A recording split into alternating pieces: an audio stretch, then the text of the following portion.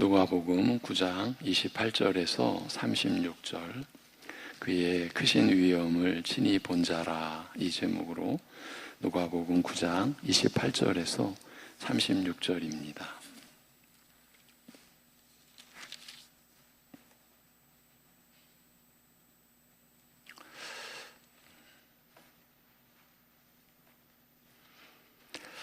예, 28절부터입니다. 이 말씀을 하신 후 8일쯤 되어 예수께서 베드로와 요한과 야고보를 데리고 기도하시러 산에 올라가사 기도하실 때에 용모가 변화되고 그 옷이 휘어져 광채가 나더라. 문득 두 사람이 예수와 함께 말하니 이는 모세와 엘리야라.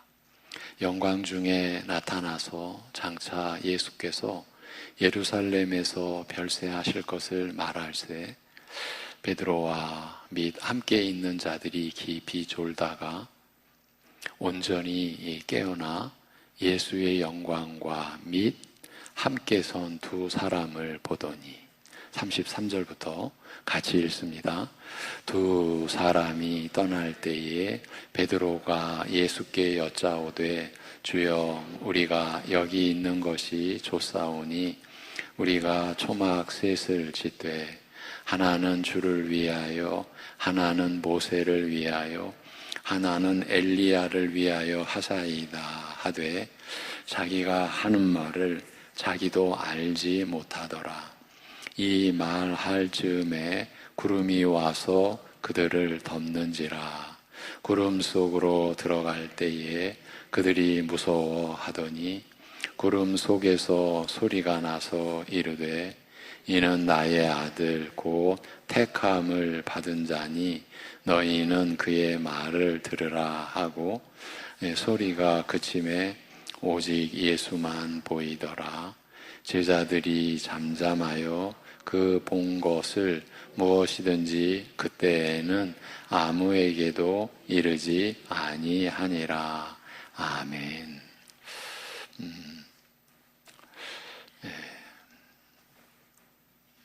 예수님께서는 이제 곧 장로들과 제사장들과 서기관들에게 많은 고난을 받고 배척을 당한 후 죽음을 당하실 것과 사흘 만에 다시 부활하실 것을 말씀하셨습니다. 오늘 본문 앞에서의 내용입니다.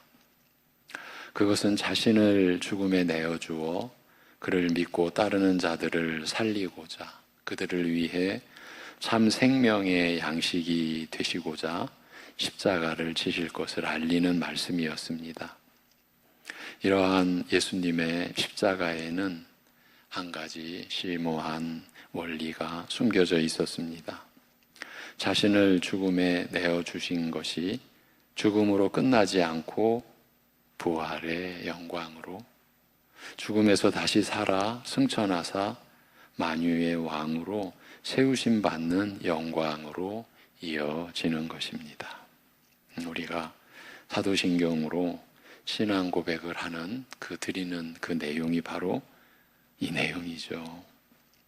참으로 죽는 것이 오히려 사는 것이 되는 역설적인 새 생명의 원리가 십자가 안에 있는 것입니다.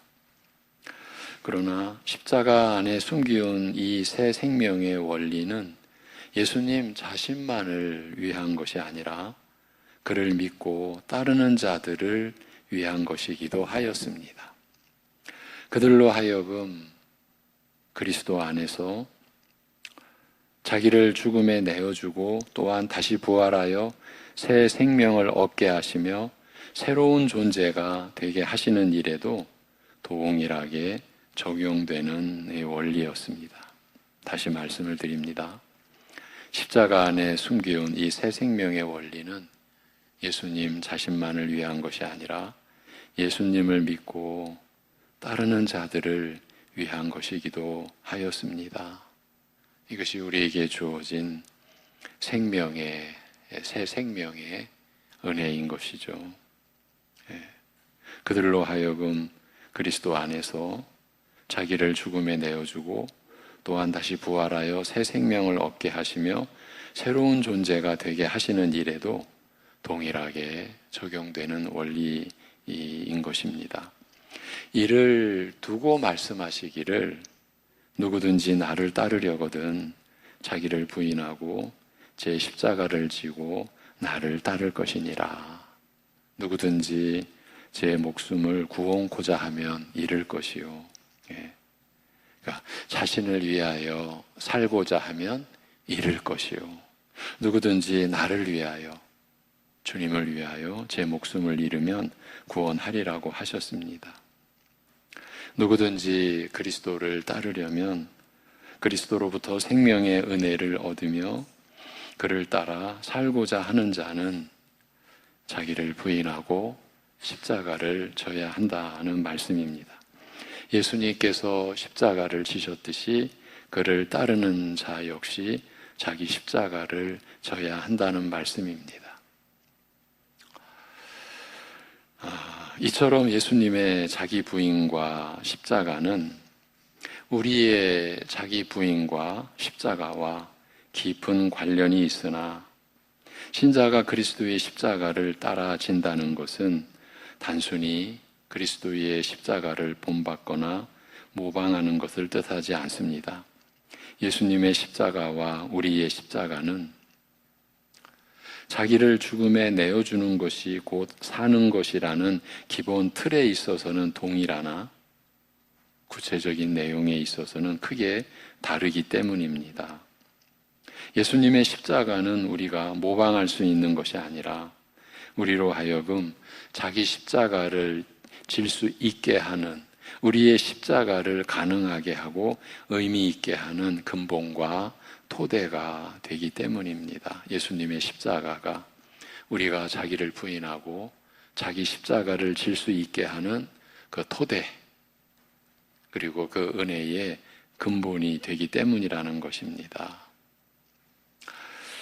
예수님의 자기 부인은 스스로 성자 하나님이시면서도 자기를 비어 종의 형체를 가지시고 곧 사람이 되시고 죄인을 위하여 자기를 죽음에 내어주기까지 아버지의 뜻에 순종하신 것을 의미합니다. 이것이 예수님의 십자가요, 예수님의 자기 부인의 의미입니다. 그러나 우리 신자에게 있어서 자기 부인은 정반대로 하나님 앞에서 나의 의로움을 부인하는 것입니다. 나의 죄됨과 악함을, 그리고 하나님의 진노와 심판을 받아 죽어 마땅한 자임을, 이미 죽은 자임을, 아무 소용없는 자임을 인정하는 것입니다. 여러분, 우리 자신을 돌아보았으면 합니다. 과연 내 믿음의 내용 안에 이러한 인정이 분명하게 자리 잡고 있는가? 나의 죄됨과 악함, 하나님의 진노와 심판을 받아 죽어 마땅한 자, 아니 이미 죽은 자, 아무 소용없는 자, 그런 나 자신을 인정하고 있는 그런 의식, 그런 마음, 그것이 분명히 내 안에 있는가? 우리가 져야 할 십자가는 먼저 죄인으로 정죄된 나를 그리스도와 함께 십자가에 못 박아 죽이는 것을 의미하는 것입니다. 죄로 말미암아 하나님의 저주와 심판 아래에 있는 나의 옛사람, 나의 옛사람이 그리스도와 함께 십자가에 못 박히는 은혜, 그의 죽으심에 나의 옛사람이 함께 죽어버리는 은혜를 뜻하는 것입니다. 로마서 6장에서 그리스도와 연합된 우리, 그래서 그리스도와 함께 죄에 대하여 죽은 우리 자신을 말씀하는 바로 그 진리의 내용입니다. 바울 사도가 예수님의 자기 부인과 제 십자가를 지는 이 가르침을 성령 안에서 풍성히 깨달아서 우리로서는 필설로 적을 수 없는 우리가 받은 은혜의 내용, 그리스도와 함께 우리의 옛사람이 죽은 그 사실, 그것을 기록하여 우리에게, 모든 교회에게 우리가 어떻게 하나님의 은혜를 입었는지, 그리고 그 은혜 안에서 우리에게 어떻게 새 사람으로서의 새 생명을 지닌 이제 새롭게 된, 새로운 피조물 된 신자된 우리가 어떻게 의와 거룩의 열매를 맺으며 살아갈 수 있게 되었는지, 그 근본, 그 토대를 이루는 진리의 내용을 기록한 그 로마서 6장 그리고 이어지는 7장의 내용이 오늘 우리가 나누는 이러한 말씀에서 흘러간, 이어진 그런 내용인 것이죠. 여러분, 죄로 말미암아 하나님의 저주와 심판 아래에 있는 나의 옛사람이 그리스도와 함께 십자가에 못 박히는 은혜, 그리스도의 죽으심에 나의 옛사람이 함께 죽어버리는 은혜. 여러분, 이것은 우리가 할 수 있는 일이 아니지 않습니까?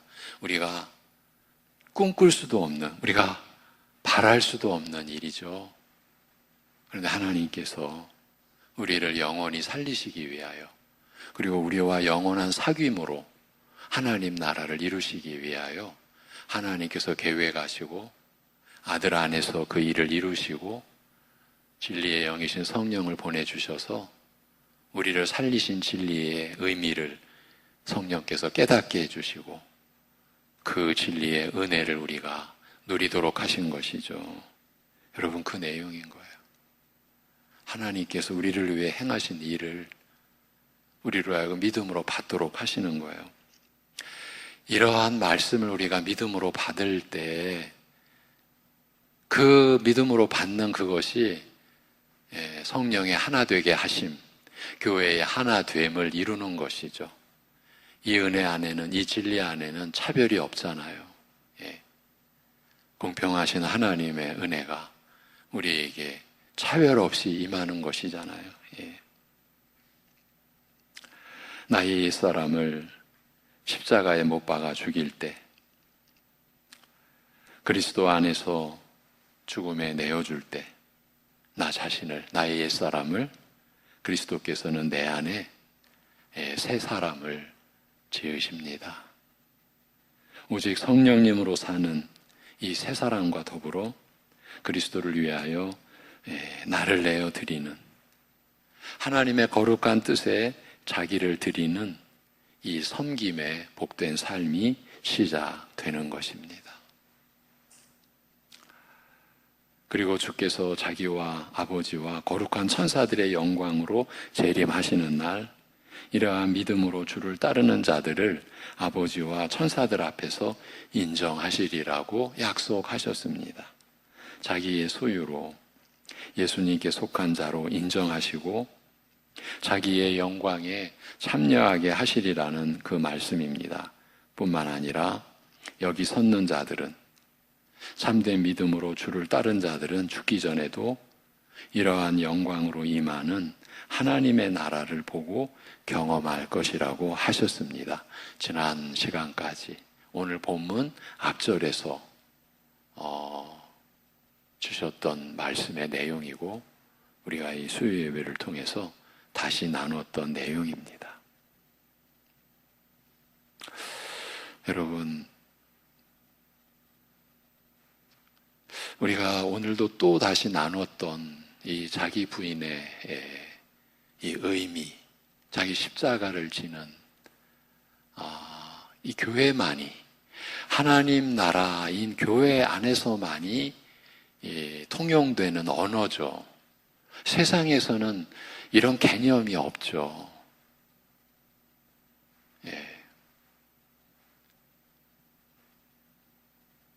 아니, 자기를 죽이면 어떻게 사냐고, 아니, 자기가 없으면 사는 게 무슨 의미냐고.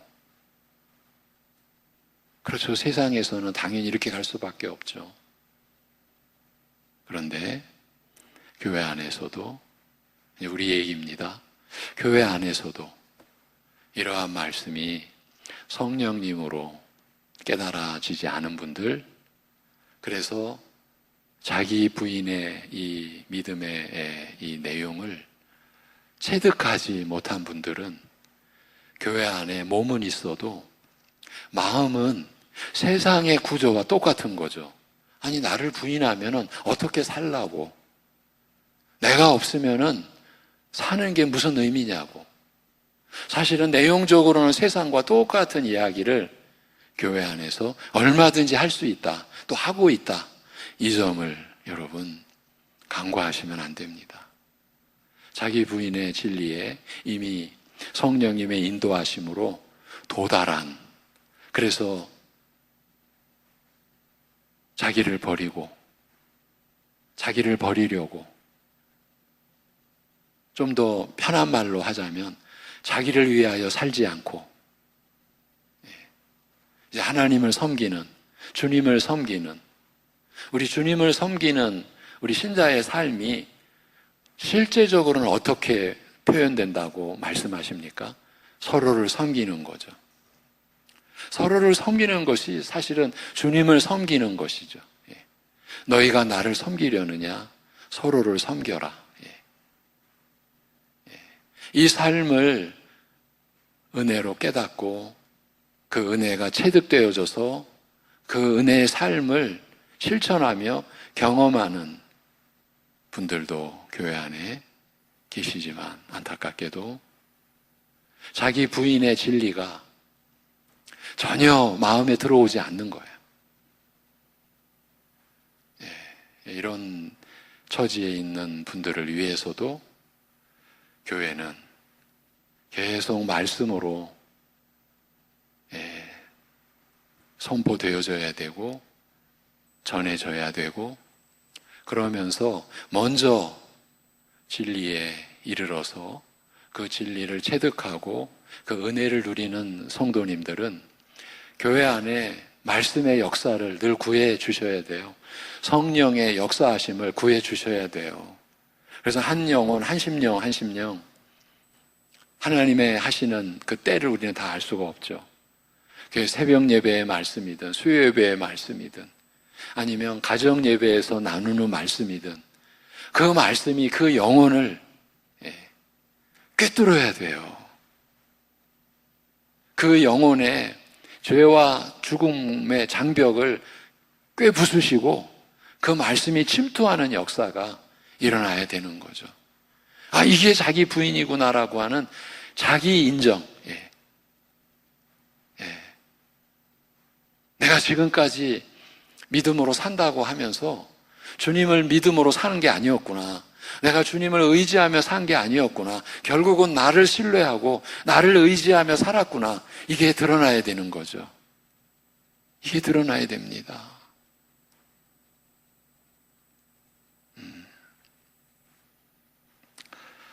이 부분을 또 나누고자 제가 8장으로 마무리를 하려고 했다가 한 장 더 온 겁니다. 누가복음 9장까지. 이제 오늘 본문 말씀은 이러한 예수 그리스도의 높은 권세와 영광을 하나님께서 직접 확인하신 사건을 기록하고 있습니다. 8회쯤 지난 후 예수님께서 베드로와 요한과 야고보를 데리시고 여기 섰는 자들 중에 몇 사람이라고 하셨지 않습니까? 그들 몇 사람을 데리시고 기도하기 위해 한 산으로 올라가셨습니다. 그리고 기도하시던 중에 호련히 예수님의 얼굴이 전혀 다른 모습으로 변화하셨습니다. 그가 입으신 옷은 번개의 번쩍임같이 찬란하게 휘어졌습니다. 다른 복음서들을 보면 마치 빛과 같이 휘었다고 말하며 또는 세상에서는 이렇게 희게 할 수 없을 만큼 휘었다고 말합니다. 그의 얼굴 모습과 옷에 이르기까지 영광스럽게 변화하되 그 영광이 세상에 속한 영광이 아니었다. 이 땅의 차원의 영광이 아니라 하늘의 신령한 영광이었다는 말씀입니다. 말하자면 사람의 눈에 감추어졌던 예수님의 진정한 영광이, 메시아 그리스도의 하늘 영광이 잠깐 동안이나마 드러난 것입니다. 그의 얼굴 모습이 어떤 모습으로 변하였는지 기록되어 있지 않으나 그의 옷의 영광스러운 변화에 의하여 간접적으로 암시되고 있습니다. 여러분, 이 하나님의 본연의 영광이 감추어진 시대죠. 아직은. 이것이 하나님의 신묘막측한 섭리의 지혜, 경륜의 참으로 비밀스러움이라 우리는 그렇게 느끼고 있죠.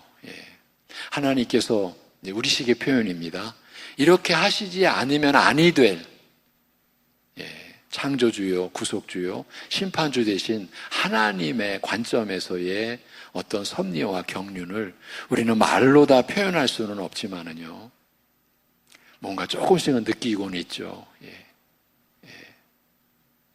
여러분, 우리가 구원받는 것은 믿음의 법이죠. 행위의 법이 아니죠. 전적인 은혜죠. 만약에 이 하나님의 영광의 그 본연의 그 광채가 이 세상 속에서 드러난다면 여러분 어떻게 생각되십니까? 그러면 하나님 나라가 막 흥왕하고 교회가 넘쳐나고, 그런데 하나님은 그렇게 섭리하시지 않으십니다. 그래서 그냥 너무 빈약하지만 그 근거를 우리가 조금이나마 붙잡는다면 그러면 믿음의 법이 무너집니다. 행위의 법이 왕노릇하게 됩니다. 눈 좋은 사람이 이기는 겁니다. 잘 보고 많이 보는 사람이. 하나님은 그렇게 하시지 않습니다. 왜? 우리의 마음을 원하시기 때문입니다. 우리의 마음을.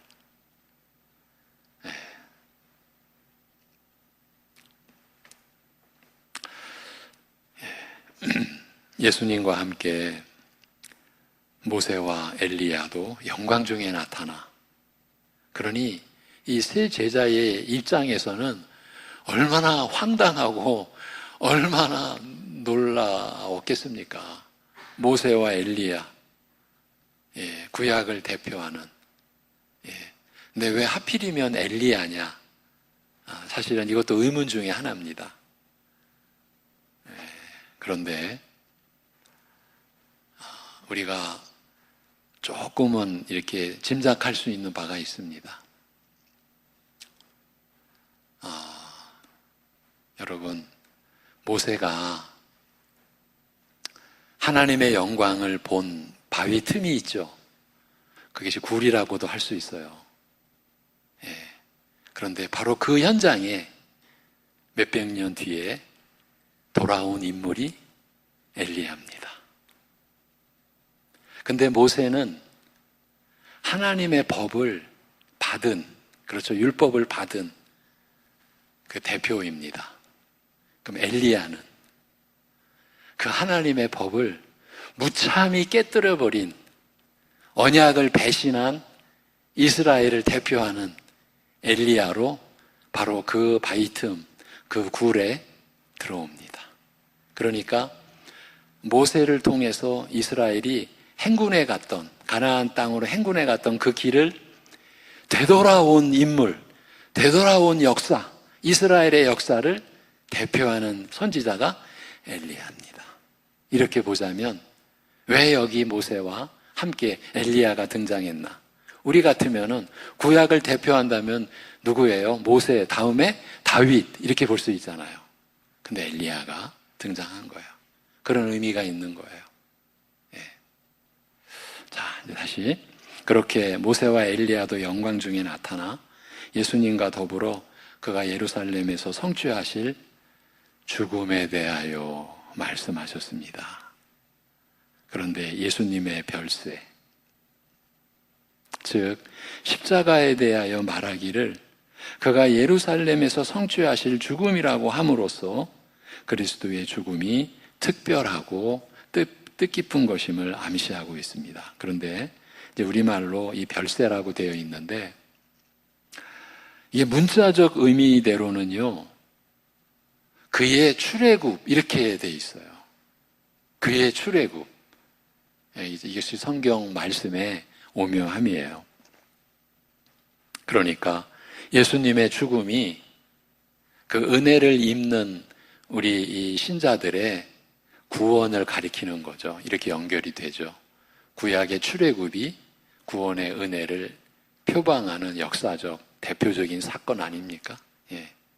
이렇게 더욱이 이 죽으심에 대하여 모세와 엘리야가 함께 나타나 의논하였다고 함으로써 그리스도의 죽음이 이스라엘의 오랜 역사와 밀접한 관계가 있음을 암시하고 있습니다. 그러니까 이스라엘의 역사와 무관하게 예수님께서 이 땅에 사람으로 오신 그런 특별한 사건이 아니라 이스라엘의 역사와 연결된 밀접한 관계가 있는 그러한 그리스도의 죽으심이라는 거죠. 모세는 하나님께서 이스라엘을 애굽에서 구하여 내시고 약속의 기업으로 인도하기 위해 세우신 지도자요. 무엇보다 시내산에서 이스라엘과 언약을 맺으시고 자기 백성으로 삼으실 때 언약의 중보자로 세우신 사람이었습니다. 언약의 중보자라는 의미에서 메시아, 곧 그리스도를 예표하는 인물이었던 것이죠. 모세는 40년 광야 여행 기간 동안 이들을 지도하였으며 결국 약속의 땅을 눈앞에 둔 곳까지 인도하였습니다. 그러나 약속의 땅에 들어온 이스라엘은 거듭 범죄하고 반역하다가 아합 왕 때에는 하나님을 경외하는 믿음에서 완전히 떠나게 되었습니다. 바로 이 시대를 대변하는 인물이 엘리야인 거예요. 선지자 엘리야가 하나님께 아뢰기를 이스라엘 자손이 주의 언약을 버리고 주의 단을 헐며 칼로 주의 선지자들을 죽였음이오며 오직 나만 남았거늘 저희가 내 생명을 찾아 취하려 하나이다라고 할 정도로 이스라엘은 완전한 불신앙과 배도에 빠지게 되었습니다. 하나님께서는 모세를 중보자로 하여 이스라엘과 언약을 맺었던 호렙산으로 바로 그 호렙산으로 엘리야를 부르시고 그에게 이르시되 내가 믿음을 저버린 이스라엘로 하여금 대적에게 철저히 짓밟히고 유린당하게 할 것이요 그러나 심판 중에서도 신실한 남은 자 곧 바알에게 무릎 꿇지 않은 믿음의 사람들을 남기시리라고 하셨습니다. 그 결과 이스라엘은 남북이 각각 아수르와 바벨론에게 망하여 천하 사방에 흩어져 이방인 가운데서 살게 되었으며 다만 하나님의 약속대로 70년 후에 일부가 예루살렘으로 돌아와서 성전과 예루살렘을 재건하고 정착하여 살면서 메시아가 그들을 구원할 날을 기다리게 되었습니다. 모세와 엘리야가 나타나 예수님과 더불어 그의 죽으심에 대하여 말하였다는 것은 예수님의 죽으심이 이스라엘의 이러한 역사, 그들이 세워지고 멸망한 역사 속에 세워지는 것을 대표하는 것이 모세라면 멸망한 역사를 대표하는 게 엘리야. 그렇게 하나님이 쓰셨던 거죠. 그들이 세워지고 멸망한 역사 속에 숨기운 하나님의 경륜과 깊은 관계가 있음을 예수님의 죽으심이 이러한 이스라엘의 역사 속에 숨겨졌던 하나님의 경륜과 깊은 관계가 있음을 암시하는 것입니다. 여러분, 이러한 말씀의 내용이 우리에게 어떤 의미로 다가옵니까? 여러분 한 분 한 분의 구원의 은혜가 지금 성경의 역사, 인류의 역사, 신약시대만 해도 2000년, 지금 구약시대까지 하면 수천 년, 이러한 역사의 의미를 담고 이러한 역사의 의미 안에서 그 위에서 하나님께서 이루신 그 역사 가운데 여러분이 포함되어 있는 거죠. 예수님의 죽으심은 땅의 모든 족속으로 하여금 함께 축복을 얻게 할 목적으로 이스라엘을 택하시고 자기 백성으로 삼으셨으나 결국 하나님께 반역함으로써 망하고 만 옛 이스라엘의 역사, 그러나 그 가운데서 바알에게 무릎 꿇지 아니하고 하나님께 신실한 참 이스라엘을 존속해 하시고 회복하시는 하나님의 경륜과 깊은 관계가 있음을 보인 것입니다. 그리고 땅 끝에서부터 참 이스라엘에 속한 자들을 불러 모아 하나님 나라를 이루시고자 하는 뜻을 실현하는 결정적 사건임을 보인 것입니다. 예수님께서 이제 장로들과 대제사장들과 서기관들로부터 많은 고난을 받고 버림받아 죽임당한 지 사흘 만에 부활하실 것을 밝히신 후에 틈을 내어 한적한 산에 오르사 기도하셨다고 한다면 그 기도의 내용은 분명히 예루살렘에서 죽으실 십자가에 관한 것이었을 것입니다. 예수님께서 기도하시는 중에 하나님께서는 한순간 하늘을 여셔서 그 영광을 사람에게 보이셨습니다. 또한 이스라엘 역사에서 가장 중요한 위치를 차지하는 두 인물, 곧 하나님께서 이스라엘을 자기 백성으로 삼으시는 언약을 체결하실 때 중보자였던 모세와 그리고 완전히 믿음을 버리고 배도한 이스라엘에게 언약이 파기되었음과 하나님의 두려운 심판 그리고 남은 자의 소망을 선포하였던 선지자 엘리야로 하여금 그리스도께서 죽으실 일에 대하여 의논하게 하셨습니다. 이 구약의 두 인물을 부르셔서 영광 중에 지금 예수님의 죽으실 일에 대하여 의논하게 하신 거예요. 이것은 그리스도의 죽음이 얼마나 중대한 사건인가를 보이기 위해서였다고 할 수 있습니다. 우리는 이 소위 말하는 이 변화산에서의 이 계시를 통해서 구약의 역사, 그 역사를 바탕으로 이루어진 신약의 성취의 역사, 우리는 지금 성경 전체의 역사를 좀 조망하는 그런 지금 관점에서 우리가 이 말씀을 받게 되는 거예요. 이것은 그리스도의 죽음이 얼마나 중대한 사건인가를 보이기 위해서였다고 할 수 있습니다. 그리스도의 죽음은 단순히 땅 위에 속한 세속사가 아니에요. 땅 위에 일어났던 어떤 한 가지 일이 아니요, 하늘에 속한 지극히 중요하고 영광스러운 일임을 나타내고자 하신 것입니다. 하나님께서 영원히 망할 인류 가운데서 한 혈통을 택하시고 자기 백성으로 삼아 그들을 통하여 이루시고자 하신 원대한 계획, 하나님의 복된 나라를 세우사 인류를 구원하려 하신 하나님의 경륜을 성취하는 것임을, 예수님의 십자가 그 대속의 죽음이 바로 이 하나님의 경륜을 성취하는 것임을 나타내고자 하신 것입니다. 온 인류의 생명과 죽음, 축복과 저주를 가름하는 중대한 일임을 밝히고자 하신 것입니다. 여러분, 예수 그리스도의 십자가를 우리가 이러한 말씀의 관점에서, 이러한 말씀의 영적 안경을 쓰고 우리가 바라볼 수 있는 신자로서 우리가 자라가야 되지 않겠습니까? 그래서 우리는 평생 이러한 말씀을 보고 듣고 묵상하고 성령께서 이 말씀을 우리 안에서 열어주시고 풀어주시고 깨닫게 해주신 은혜 속에서 이 육신의 연약함, 오늘 새벽의 말씀대로 하자면 죄와 불의함과 끊임없이 투쟁하며 갈등하며 오히려 일반인들은 경험하지 못할 내적인 갈등, 그것도 끊임없는 그러한 갈등 속에서도 우리가 하나님의 영광을 소망하며 바라보며 그러한 고난의 과정을 연단의 과정으로 받아들이고 인내하면서 그런 연약한 중에도 하나님의 영광이 우리의 소망의 실체가 되는 그러한 삶을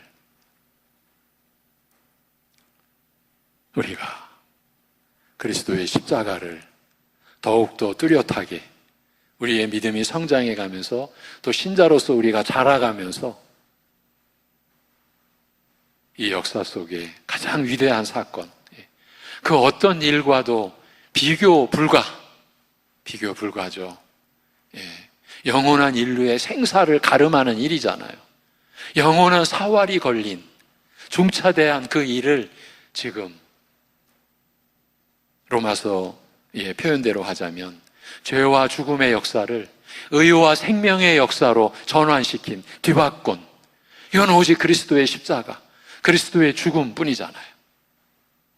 이 문맥 속에서 그리스도의 죽음을 그의 출애굽이다,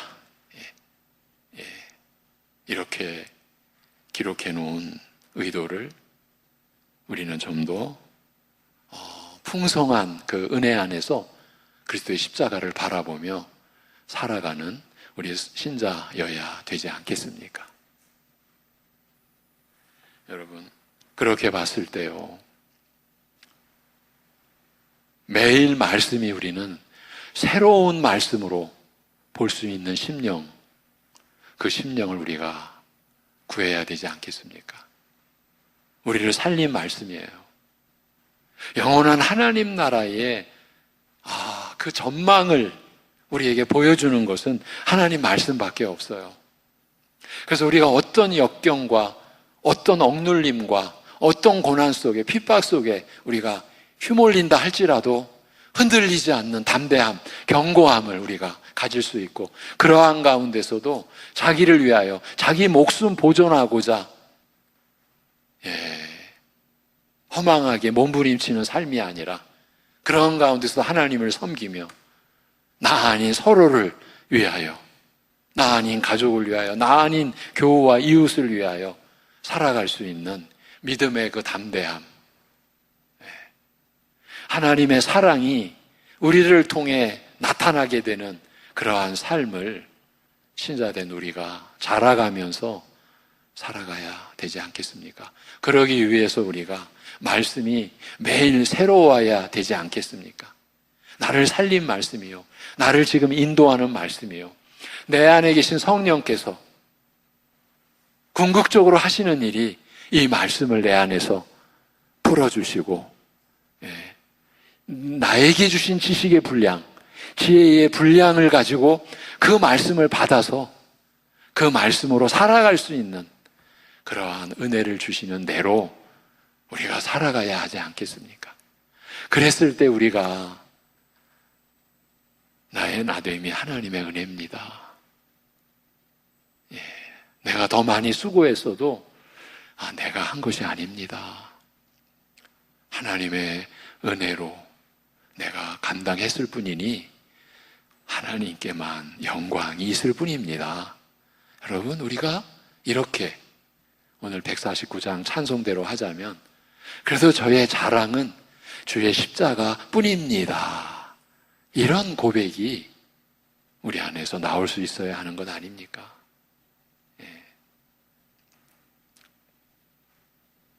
졸린 상태에서도 깨어있어 이 광경을 목격한 베드로와 요한과 야고보는 하늘 영광으로 변화하신 예수님의 영광과 그리고 약속의 성취를 내다보는 가운데 죽은 모세와 엘리야와의 영광을 보고서 눈앞에 열린 하늘의 영광에 취한 나머지 모세와 엘리야가 말을 마치고 떠나려 하자 자기도 모르게 예수님께 아뢰기를, 주여 여기에 있는 것이 좋사오니 장막 셋을 지어 하나는 주를 위하여, 하나는 모세를 위하여, 하나는 엘리야를 위하여 하사이다라고 하였습니다. 이 영광 가운데 거하는 것이 좋사오니 언제까지나 이곳에 머물자는 그의 말에서 하늘 영광의 지극히 복됨과 고귀함을 어느 정도나마 짐작할 수 있습니다. 그러나 그 순간 구름이 저들을 덮어 가리우자 제자들이 두려워할 때 구름 가운데서 소리가 나기를, 이는 나의 택한 아들이니 너희는 저의 말을 들으라고 하였습니다. 하나님께서 하늘을 열어 그 영광을 보이시고 모세와 엘리야로 하여금 영광 중에 나타나 예수님과 말하게 하신 뜻은, 즉 예수님의 모습을 변하게 하사 그의 지극한 영광을 보게 하신 뜻은 바로 예수님의 참신분과 권세와 예수님께서 행하실 일의 중대함을 알리시기 위함이시라는 그것을 암시하는 말씀인 것이죠. 하늘로부터 들린 음성은 그가 영원하신 성자 하나님이실 뿐 아니라 아버지께서 택하사 그의 모든 것을 맡겨 다스리게 하신 아들, 곧 하나님의 메시아이심을 알리시는 말씀이었습니다. 그의 신분과 영광은 하늘과 땅의 모든 존재들이 복종해야 할 만유의 왕으로서 지극히 높은 것임을 선언하시는 말씀이었습니다. 이러한 말씀이 주어진 이 세상, 오늘날 21세기의 이 세상은 어떠한 형편입니까? 어제 우리 교단 총회에서 섬기고 일하는 한 목사님과 통화할 일이 있었습니다. 그분은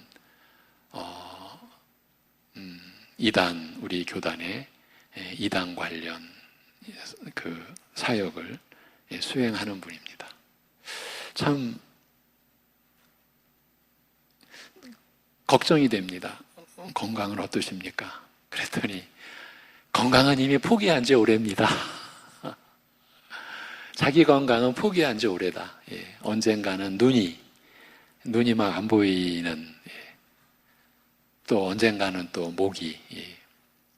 그런데요, 그 목사님은 소위 말하는 금수저 집안이에요.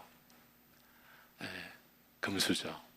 그런데 그 모든 거를 그냥 아무 뭐 상관 안 하고, 제가 어제 전화해서 오늘은 어디 갔다 오셨습니까? 그러니까 이 동성애와 관련된 그 문제를 어떻게든 이 사회에 알리기 위해서 때로는 그룹을 져서, 때로는 혼자서 서울 어디 한복판, 뭐 서초동, 뭐 시청 앞 이런 데 가서 그냥 그 팻말 들고 1인 시위도 하고 국회의사당 앞에서도 하고, 제가 생각하기에는 거의 쉴 날이 없는 것 같아요.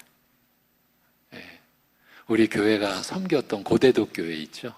그 고대도 교회에 처음에 사역했던 목사님이세요. 그리고 천안에서 교회 개척해가지고 후배 목사님 이게 섬기도록 하시고, 그리고 또 안양에서 지금 또 개척교회 해가지고 또 이렇게 섬기시고, 그런 데에 대해서 전혀 뭐 자기를 내세우는 것도 없고, 그렇게 열심히 일하는데도 뭐 자기를 그렇게 드러내지도 않고, 제가 성함을 대면 우리 교단은 다 알고 계시는 목사님이세요. 근데 어제 파리 올림픽 이제 지나간 일인데 저는 못 봤어요. 개막식에서 성만찬을 패러디 해가지고, 성만찬을 패러디 해가지고 예수님을 여자로, 그러니까 그들이 말하는 거는 예수님은 남자다 여자다? 여자다. 너무나 개탄해하고, 그래서 나중에 기독교계가 그 문제를 제기하니까, 사실 저는 못 봤거든요. 그런 내용을 못 봤는데, 제가 왜 이런 얘기를 합니까? 지금 이 세상의 그 변질, 지금 프랑스만 해도요, 우리와 같은 장로교회는 그 프랑스에서 사역했던 선교사님의 증언 거의 다 죽었다. 거의 다 죽었다. 장로교회 안에 이슬람교 그 지도자가 와서 설교하고, 그러니까 설교를 목사가 하는 게 아니라 그러한 상황까지 된 그 나라 올림픽에서 성만찬까지 동성애자들의 놀이터가 되었다. 그래서 예수님을 여자로 내세우고, 의도적인 거죠. 그들은 여러 가지 변명을 대지만 이건 충분히 의도적인 것이고 하나님 나라를 대적하는 사단의 역사. 십자가상에서 이미 그 권세는 완전히 파괴되고 패배한 그러한 사단의 역사가 여전히 이 세상 속에서는 득세하고 있는 이 현실이라는 것을 그런 정도의 얘기로 일깨워 드리면서 오늘 말씀을 여기서 마무리하겠습니다. 기도하겠습니다. 하나님 아버지,